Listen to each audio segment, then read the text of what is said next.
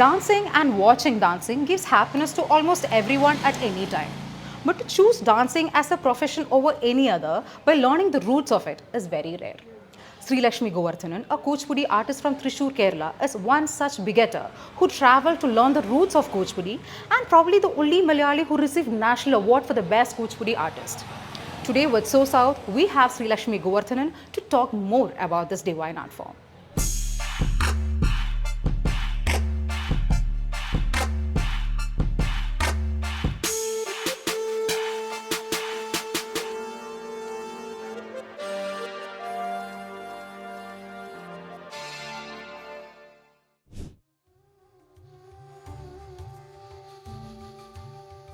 Yeah, this is one of the most asked questions about the difference between Kuchipudi and Bharatanatyam. To start with, the basic philosophy of Kuchipudi and Bharatanatyam is entirely different. It is from two different regions. Their approach to the art form is very different.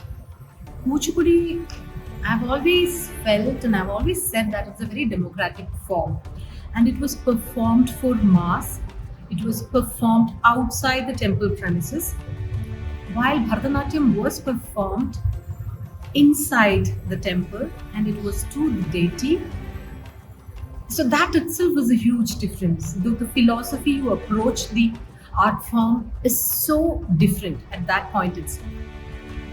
And Kuchipudi has a lot of life and peppiness in it because it was performed for the mass. They had to be spontaneous, they had to improvise at that moment, and they were storytellers.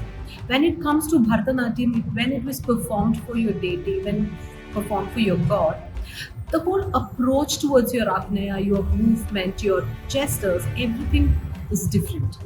You have to be spontaneous, you have to improvise at that moment, but that improvisation is entirely different from the way you improvise for a common crowd or a mass. So that is how these two art forms developed simultaneously, same, same period in same way, but it is two entirely different art forms. See,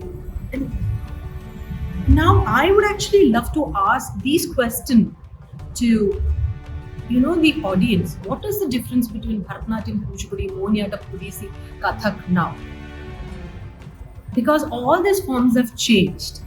Now, post-independence, all these forms have taken a certain format. So we have a margam now. So if you look at all the forms, it is following, say, one kind of margam. The Abhinaya patterns have changed. It has become more similar. So it is. I think it is authentic to ask that question in current scenario. What is the difference between Kuchipudi and Bharatanatyam? Philosophically, both are entirely different. The costuming, because you wear sari. In Kerala we wear sari, Tamil Nadu we wear sari, Karnataka, Andhra we wear sari, but we all are from different regions. So it is not the costume or the makeup or wearing so much of jewelry and flowers that makes it different. It is the art form itself, the philosophy, how it developed and how it is living in the current society. But right now, I don't see much difference in any art forms. Almost everything is same.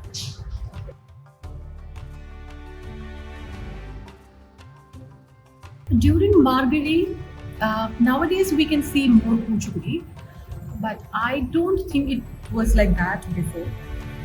Because predominantly it's a festival that is happening in Chennai, and most of the dances are Bharatanatyam. That's a form that has been practiced here, very less Kuchipudi.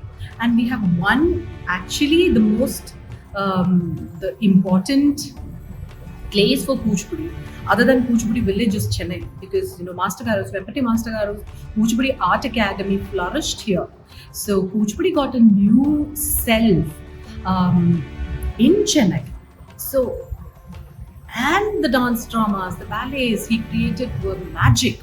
And it was not easy I don't think it was easy for Vempati Master Garu to make a name here and, stand and shoulder to shoulder with Bharatanatyam ballets performed at Kalakshetra.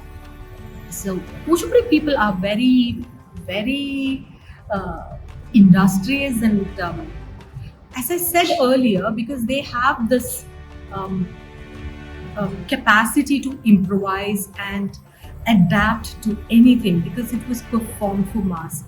They knew what people need, how it should be done. So, how Master Garu, adapted those concepts into Kuchipudi and made a beautiful treasure of ballets in those days in Chennai. But there was a fall. Like, if you look at it, after Master Garu, you know what?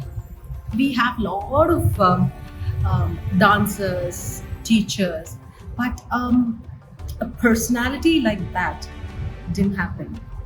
And surviving, or you know, be equal with Kuchipudi in Chennai or anywhere is um, very difficult, because there are more practitioners in Bharatanatyam, more teachers in Bharatanatyam, more popularity for Bharatanatyam. Kuchipudi is still less practiced form compared to Bharatanatyam. Um, and I think Kuchipudi is doing very well now. Right now, I see a lot of Kuchipudi dancers during Margari season, and I don't think at one point it was there. I think Kuchipudi dancers are also catching up.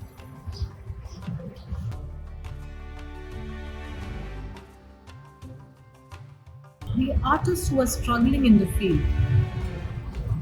See, the problem is where you start to see it as a struggle.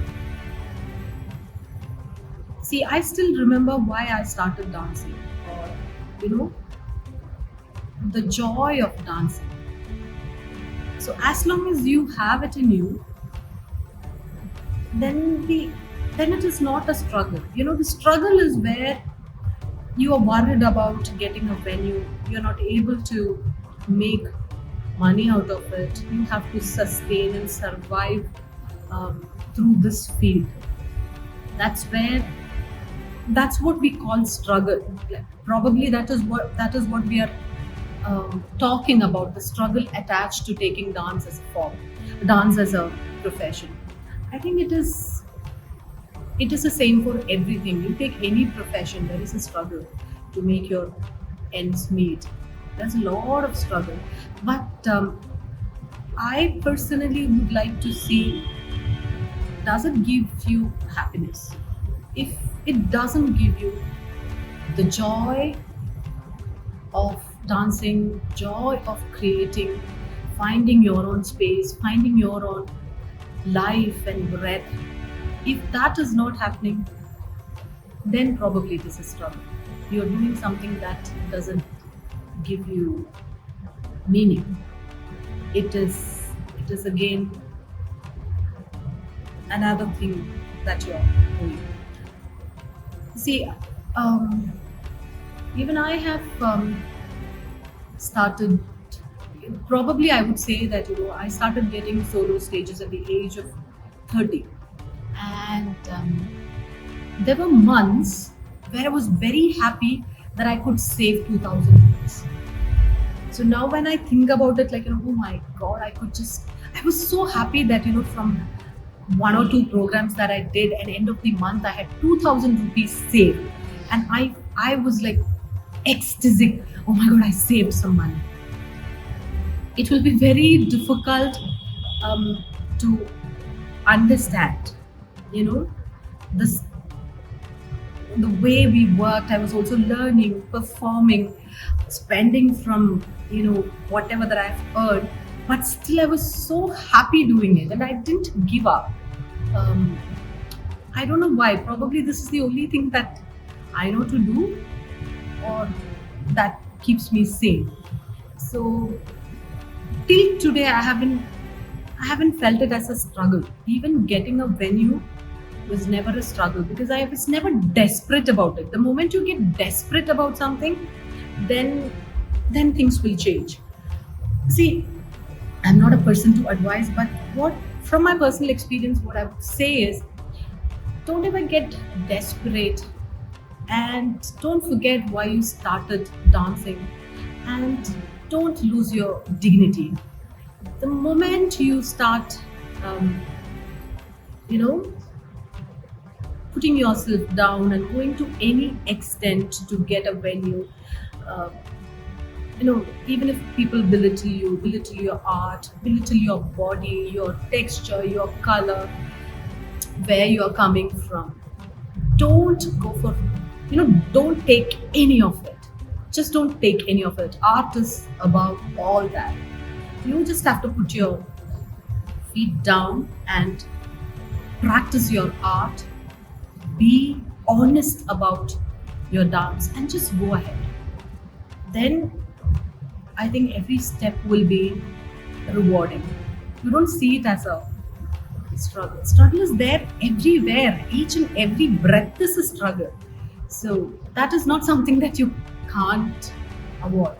But honesty and dignity is something that you have to take care of. Otherwise, you will lose it someday. Everyone has to decide what they want, what makes them happy. If this is what you want, if dance or music or anything for that matter, if that is what they want, they should have the courage to go ahead and do it. And their parents also should be supportive and understanding, and also to help the child or let the child take some risk in their life. Every time you are so adamant on making your life risk free, everything has to be secure. Everything has to be secure. Your health insurance, everything. Like what is in the future? So sometimes you just have to plunge into things, take the risk, fall down and get up and walk, and maybe fall down again, get up and walk. That's how life is. So as long as you don't take that risk, I don't think it works the other way. So parents also have to have some courage to let their child grow on their own, find their way, what makes them happy. And that's the most difficult for any parent to let go.